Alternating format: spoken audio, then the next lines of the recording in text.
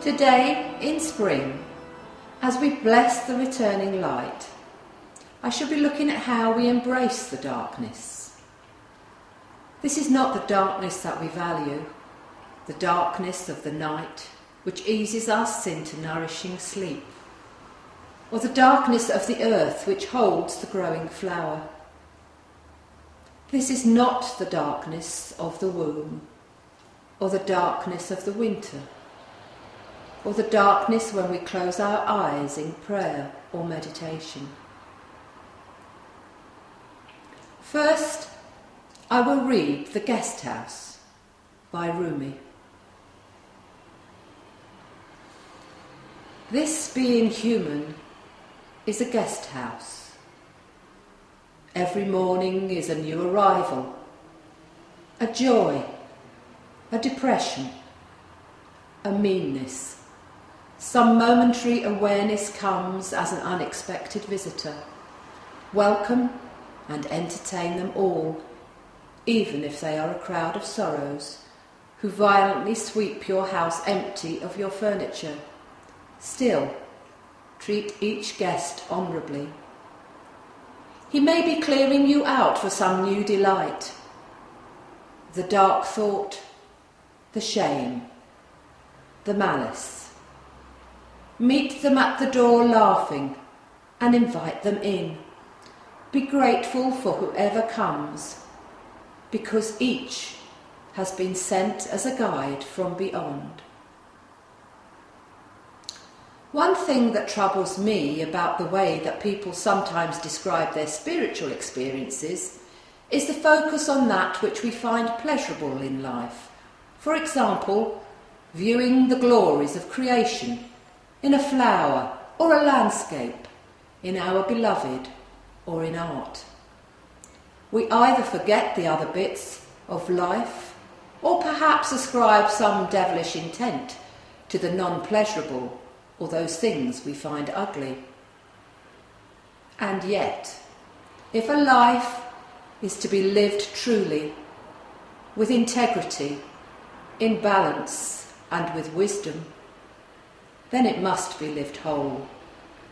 And if our spiritual selves are not turned on and off as a convenience, for example, seeing the divine in a rose but not in a slug, then spirituality and our spiritual lives have to be as alive in the darkness as they are in the light.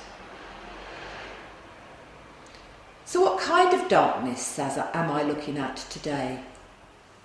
There are two types of darkness that I will make mention of. The first is pain, physical, mental, emotional, and of the soul. This can be through the loss of a loved one, an illness, or the daily struggle of living. There are many things which can cause us pain. Then there are the pains which seem to be so deep and so fundamental. The loss of faith, the loss of purpose, the dark night of the soul. These are the experiences which can undermine our whole sense of self. The second theme is the shadow, a term used by Carl Jung, who said, "It is composed of all those aspects of ourselves that have a tendency to make us uncomfortable with ourselves." I think it is relatively easy for us to grasp the usefulness of pain in our spiritual development.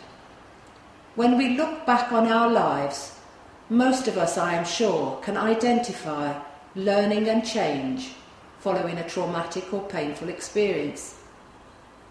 Indeed, for some of us, it is that learning which gives the experience more meaning.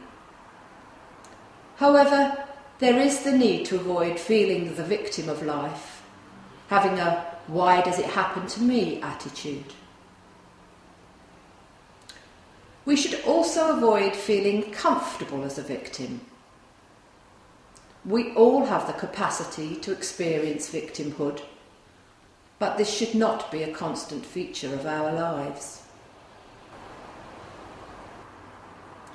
Let us now take time to consider how the pain in our lives has made us stronger, has made us more compassionate, more willing to listen, more willing to forgive, more able to see life whole.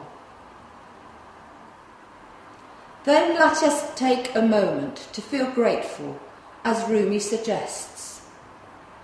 Be grateful for whoever comes in, because each has been sent as a guide from beyond. And now to our shadow. Our shadow influences us, usually without our awareness. Everyone has a shadow self. I think one of the problems with our shadows is that they make us think of ourselves as perpetrators or wrongdoers rather than as victims, which many painful experiences can make us feel like. It is more comfortable to think of ourselves as the ones who are hurt, rather than the ones who do the hurting. Recognising our shadows can be difficult. We have often hung on to illusions about who we are for many years. I am now going to ask you to do a little exercise. You might want to make sure you have pen and paper to hand. If you do, then press the pause button now. Please do not overthink this, but respond with what first comes into your head. And the question is, what annoys, and I mean really annoys, what annoys you most about your partner, your parent, your child, or your best friend? What annoys you most about people in general? Now sit with this and explore in the safety of where you are how this characteristic plays out in your personality and in your life. Acknowledging and then welcoming our shadows can have a very healing effect.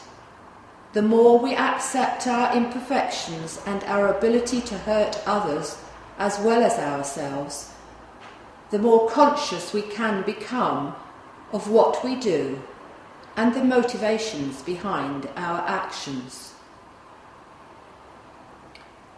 Carl Jung wrote, "The less the shadow is embodied in an individual's conscious life, the blacker and denser it is."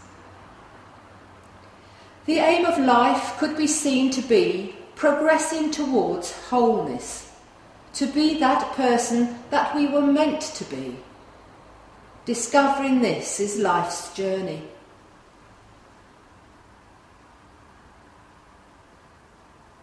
Timeless, gentle whisperer, you walk beside us and guide our steps.